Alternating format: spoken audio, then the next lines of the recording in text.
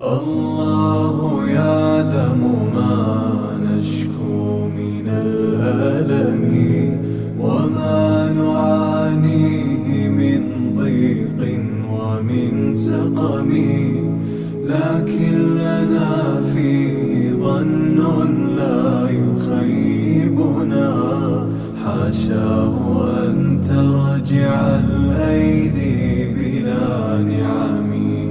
كم جاد من فضله قبل السؤال، وكم أعطى وأغنى بمحض الجود والكرم. الله